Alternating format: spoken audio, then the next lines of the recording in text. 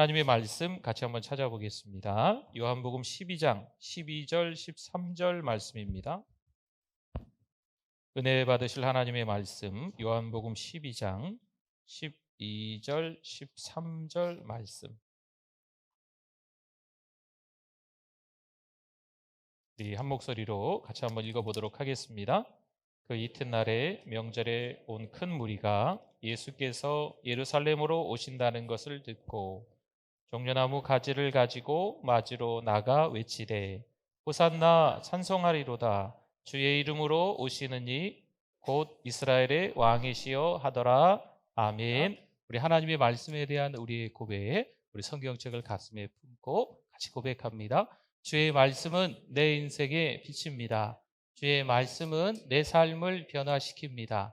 주께서 말씀하신 대로 나는 하나님의 사랑받는 자녀입니다. 나는 축복의 통로입니다.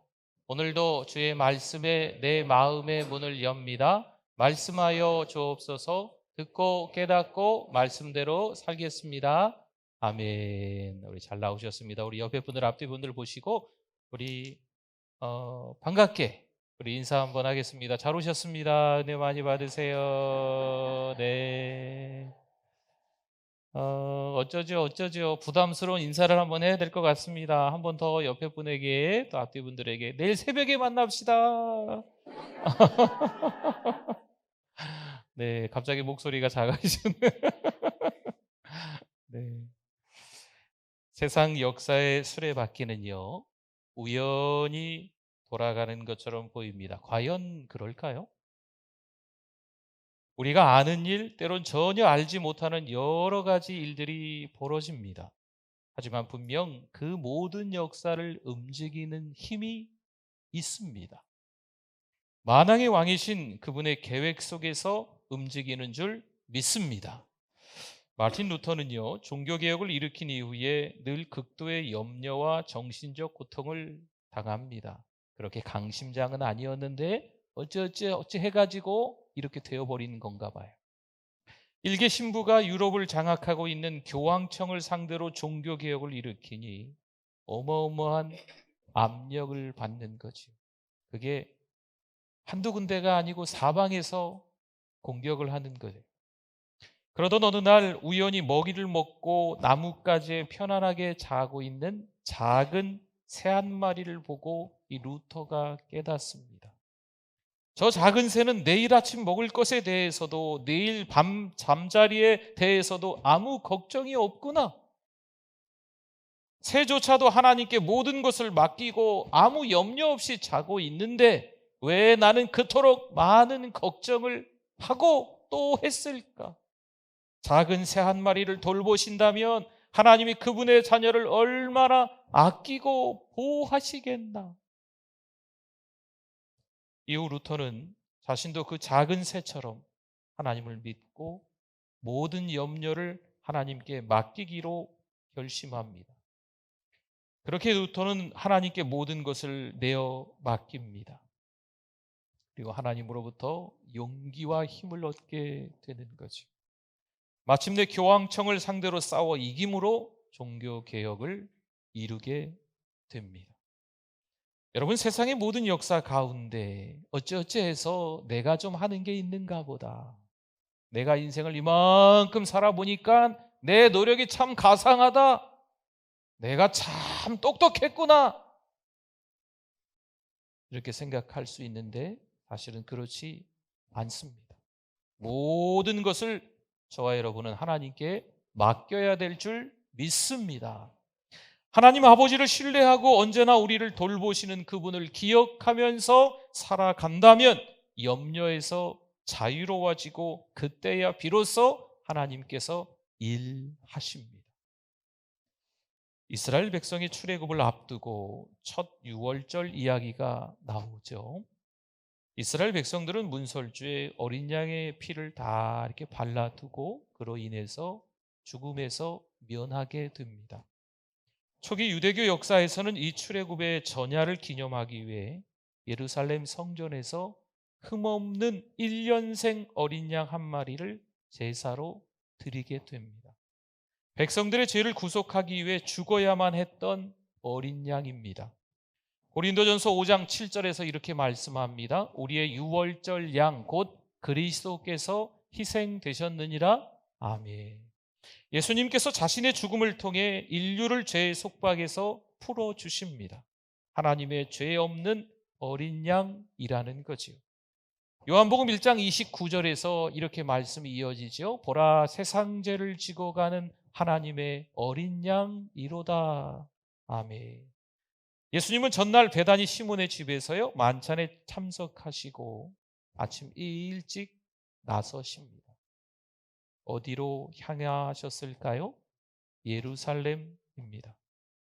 그런데 이미 그곳에는요 수많은 사람이 모여 있습니다. 그들은 예수님에 대한 소문을 들었고요, 당연히 예수님에 대해서 관심이 많은 사람들, 예수님을 줄곧 따라다녔던 사람들, 또 그 가운데는 예수님이 고쳐주었던 사람들 등등등 많은 사람들이 이미 예수님을 따라왔고 그 현장에 함께 있었습니다. 예수님은 예루살렘에 입성하시기 위해 감람산에 오르십니다. 이 산마루에는요 두 개의 마을이 있어요. 벳박의 마을과 베다니 마을입니다. 그 산마루에서 쳐다보면 예루살렘 전체가 다 한눈에 들어오는 곳입니다. 거기에 오르신 예수님은요 나귀를 찾고 계세요. 마가복음 11장 1절에 보니까요 그들이 예루살렘에 가까이 와서 감람산 벳박에와 베다니에 이르렀을 때에 예수께서 제자 중 둘을 보내시며, 아멘. 예수님께서 제자 2명을 보내시는 거지요. 우리가 읽은 요한복음에는 자세히 나와 있지는 않습니다. 다만 예수님이 어린 나귀를 보시고 타셨다라고 그 정도만 나옵니다.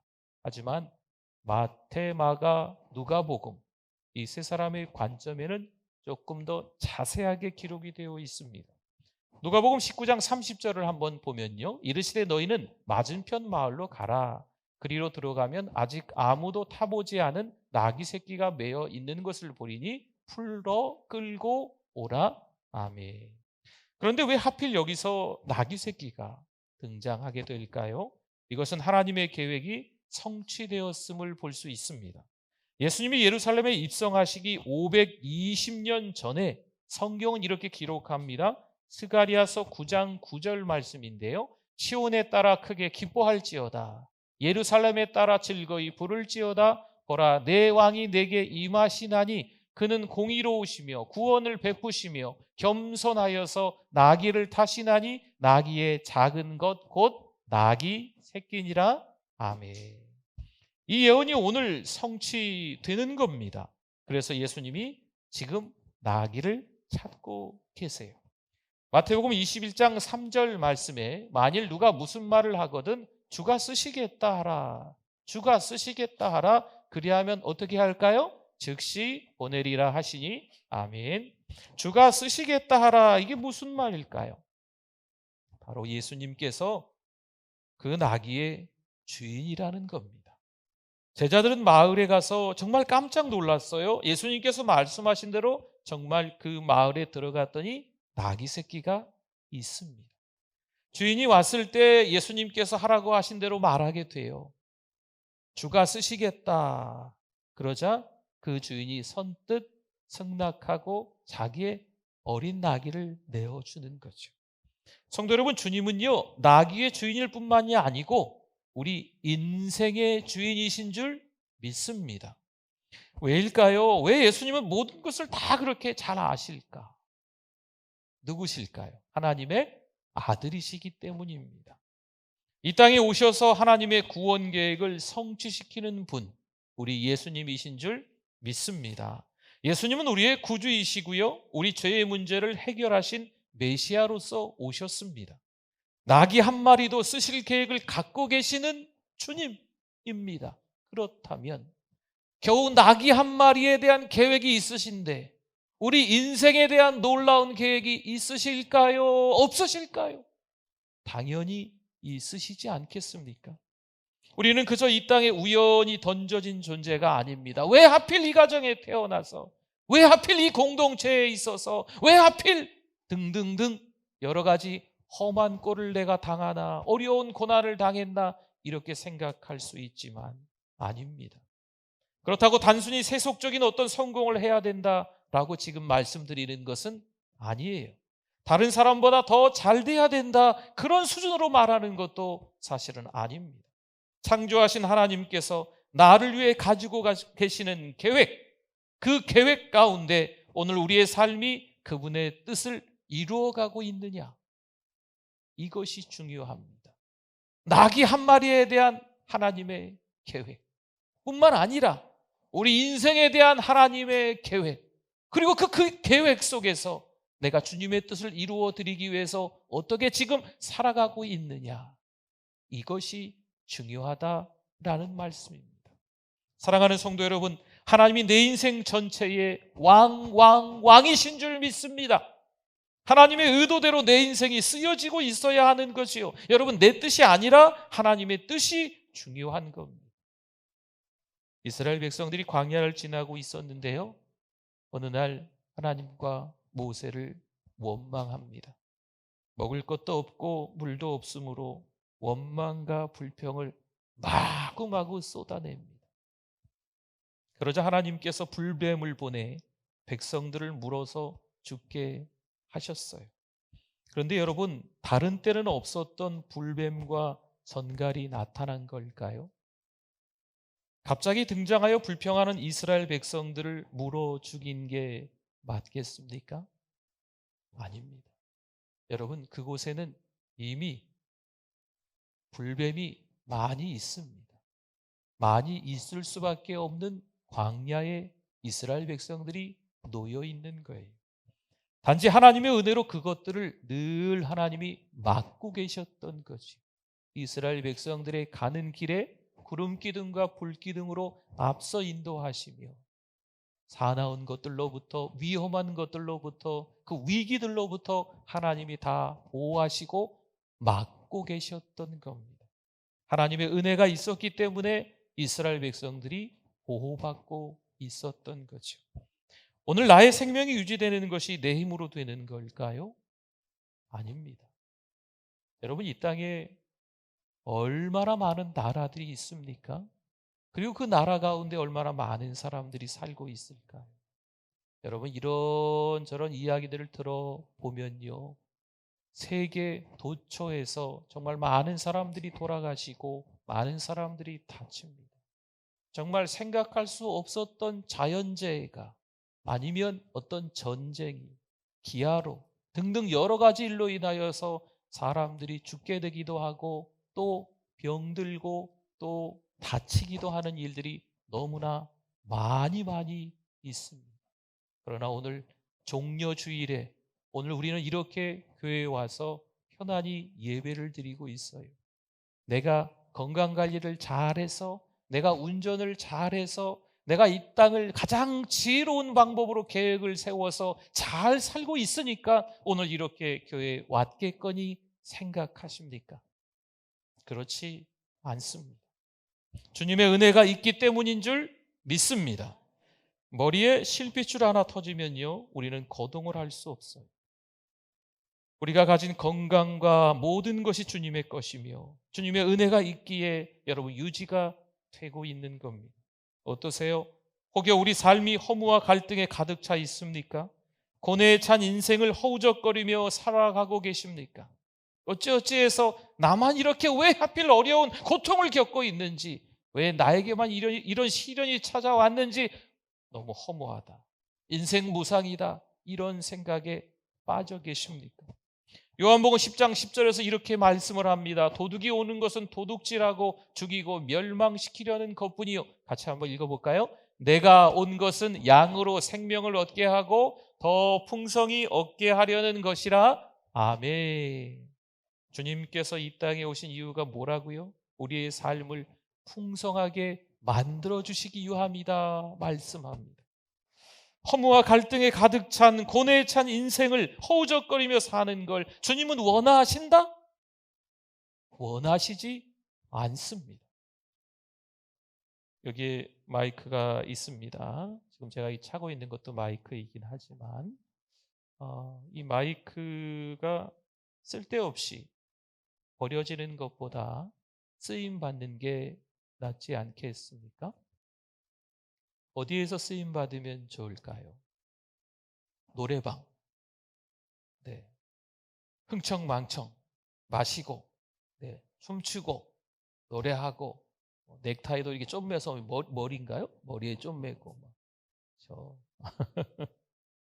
그러면서 이 마이크를 사용하는 거죠.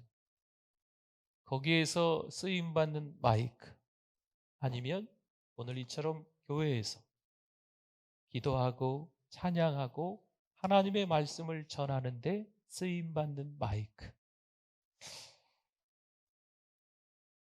여러분, 이건 차원이 다른 거예요. 똑같은 마이크처럼 보이지만 어디에 쓰임을 받느냐, 그건 너무 다르다는 겁니다. 성도 여러분, 세상을 위해서가 아니라 주님을 위해서 쓰임 받는 우리 모두가 되기를 축원합니다. 예수님은 나귀 새끼를 타고 예루살렘 성을 향해서 다가옵니다. 그리고 사람들은요, 흥분하기 시작합니다. 그런데 예수님을 맞이하는 사람들 저마다 반응이 조금씩 달랐습니다. 물론 예수님을 열렬히 환영하는 사람들도 있었습니다. 하지만 무관심한 사람들도 있었고, 시기와 분노가 가득했던 사람들도 있습니다. 예를 들어 볼까요? 환영하는 사람들 가운데 종려나무 가지를 가지고 나와서 흔들며 예수님을 맞으러 나온 사람들이 있습니다. 여러분, 종려나무 가지를 흔들었다고 하는 것은요, 왕이 전쟁에 나가서 승리하고 왕의 대로로 들어오고 있는 거예요. 승리를 상징하는 게 이 종려나무 가지입니다. 뿐만 아니라 그 왕의 대로로 왕이 승리하고 들어올 때 자기 웃옷을 벗어서 바닥에 다 백성들이 깔아놓지요.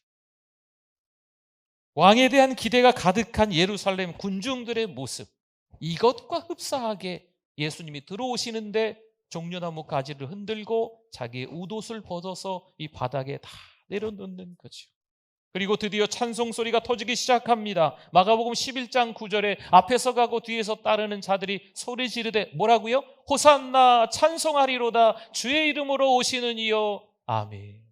호산나, 찬송하리로다. 이스라엘 백성들은요, 예수님에 대한 그 기대가 있음을 보여주는 거예요. 호산나는 구원자라는 뜻입니다. 호산나, 찬송하리로다, 메시아로서의 기대입니다. 구원에 대한 기대를 볼 수가 있습니다. 호산나, 찬송하리로다, 구원자 주여 우리를 구원하소서. 그들은 구원을 기대했고 그 기대는 어찌 보면 당연했습니다.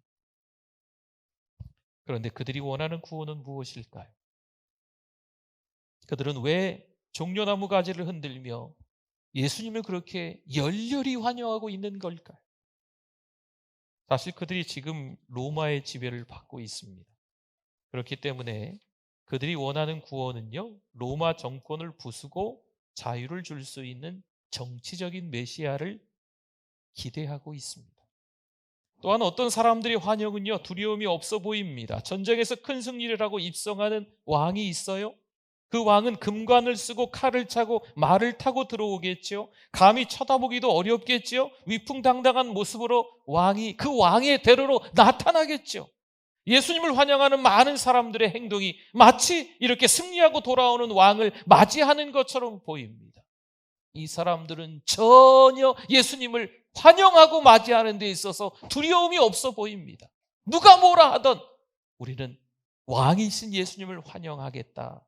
열렬한 거죠. 그러나 우리 주님은 어떨까요? 어린 나귀를 타신 겸손한 모습입니다.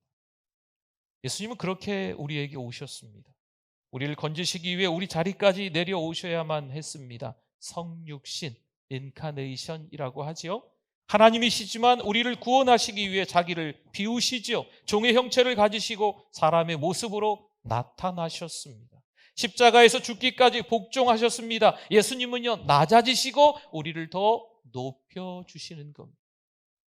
성도 여러분, 혹시 우리의 죄와 허물 때문에 두려운 마음이 있으십니까? 주님께서는 우리의 모습 그대로를 받아주십니다. 여러분, 두려워하지 마십시오. 혹시 주님께 가까이 가기를 두려워하거나 주저하거나 멀리서 따르는 분이 계십니까?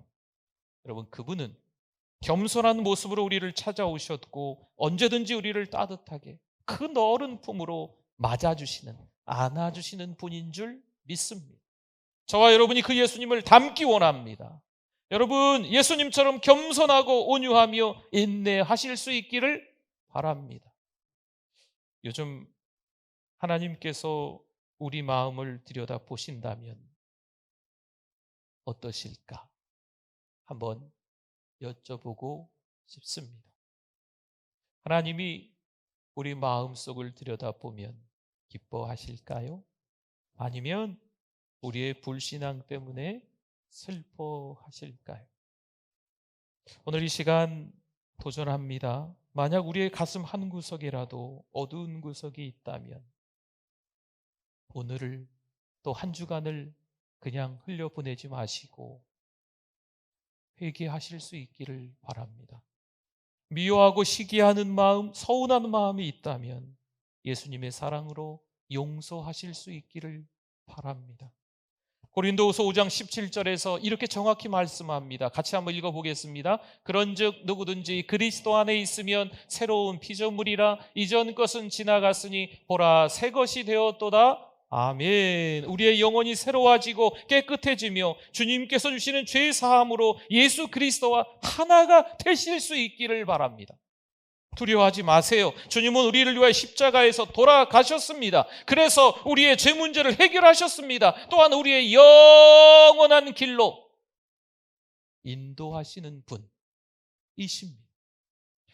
주님께서 타신 나귀는요, 평화를 상징하죠. 나귀 새끼를 타셨지만 헬라 제국의 알렉산더, 또 로마의 시저보다 더 위대한 왕이신 줄 믿습니다. 하지만 겸손하고 온유한 그 모습으로 예수님은 오셨습니다. 물론 예수님은 오늘 왕으로 예루살렘에 입성하십니다. 그래서 오늘 종려주일, 종료가 아니고 종려입니다. 종려나무 가지를 흔들었기 때문에 종려주일을 보내고 있죠. 하지만 이번 한 주간 동안 그 상황이요 급격히 바뀝니다. 호산나 찬송하리로다 외쳤던 그 사람들은 도대체 어디로 간 걸까요? 그들은 종려나무 가지를 흔들고 겉옷을 벗어 길에 펴며 환영합니다. 그들은 두려워하지도 않고 누가 뭐라 하든 신경 쓰지도 않고 예수님을 열렬히 환영했던 사람들입니다. 그들은 예루살렘 입성을 열렬히 기뻐하며 환호했던 그들 맞습니다. 그런데 한 주간 동안 그들의 모습은 완전히 달라집니다. 어디로 간 걸까요? 찾을 수가 없습니다. 성도 여러분, 예수님은요 한 주간 동안 이곳저곳에 끌려 다니시며 온갖 고초를 겪으십니다. 채찍에도 맞고 뺨도 맞고 침뱉음도 맞고 홍포도 입히고 머리에 가시로 된 관도 씌우며 이리저리 끌고 다니며 온갖 고난을 예수님은 당하십니다. 내일 새벽부터 고난주간 특별 기도회가 있습니다. 한 주간 동안 지금까지는 좀 달랐던 2023년 고난주간이 되었으면 좋겠어요. 여러분 새벽에 기도하시고 또 한 주간 동안 예수 그리스도 십자가를 묵상하면서 지내실 수 있기를 바랍니다. 아멘. 우리 주여 한번 부르짖고 말씀 기억하면서 기도합니다. 주여 하나님 아버지, 하나님 더 가까이 가기를 원합니다. 믿음으로 살아가기를 원합니다. 답답한 우리 일생, 하나님 없이 살 수 없는 하나님 내 영혼이 안전한지 확인하게 해주시옵소서. 십자가 내가 처음 볼 때 나의 마음에 큰 고통 사라지고 십자가 바라보며 다시 신앙으로 회복할 수 있게 하여 주시옵소서. 하나님 연약한 우리의 마음을 만져주시옵소서. 부족된 인생을 돌보아 주시옵소서. 안전하게 절박하게 하나님을 찾는 우리들 되게 하여 주실 줄 믿습니다. 하나님 감사드립니다. 어처구니 없이 주님을 배반했던 제자들의 모습, 또 오늘을 살아가는 우리들의 모습임을 인정합니다. 어느 날은 변치 않는 신앙으로 살아가는 것처럼 보이지만 어느 날은 하나님을 원망하며 불평하며 왜 이토록 힘들게 하십니까 했던 우리의 지난 잘못을 회개합니다. 고난 주간을 보내면서 다시 한번 우리들의 부족함을 깨닫고 새 것이 되었도다, 새 것이 되었도다라는 말씀을 기억하며 믿음의 결단을 할 수 있는 우리들 되게 하여 주시옵소서. 예수님의 이름으로 기도드립니다. 아멘.